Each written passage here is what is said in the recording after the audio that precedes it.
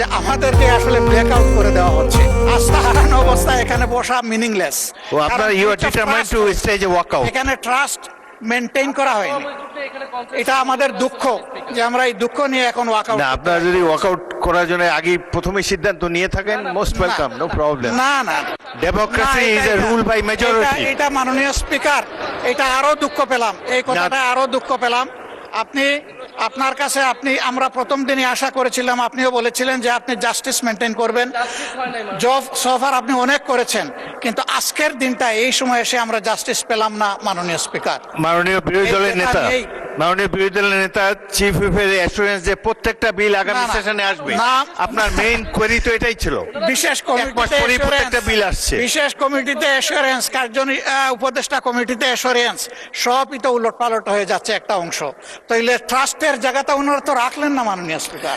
আমি তো বললাম যে বিরোধী দলের নেতা করার পরে আমরা কিন্তু সহযোগিতা করেই যাচ্ছিলাম, যে ঠিক আছে কনসেনসাস যা হয়েছে আমরা আর কথা বলবো না, আমরা হাতেই বুড় দিয়ে চলবো, আমরা চলেছি।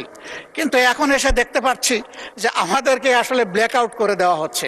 ওই ব্ল্যাকআউট কেন আমরা হব মাননীয় স্পিকার?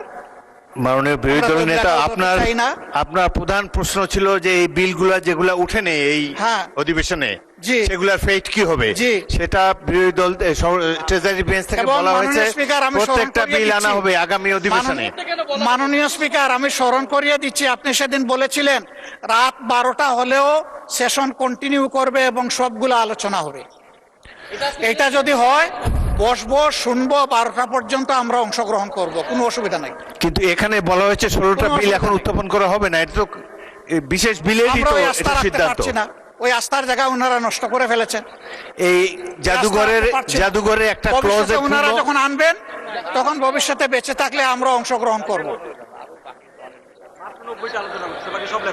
মাননীয় বিরোধী দলের নেতা, 133-এর মধ্যে 16 তো লেপস হচ্ছে না, 90 আলোচনা হয়েছে, আর বলেছেন যে একটা বাকি আছে, তাইলে আরো তো অনেকগুলা লেপস হয়ে যাচ্ছে।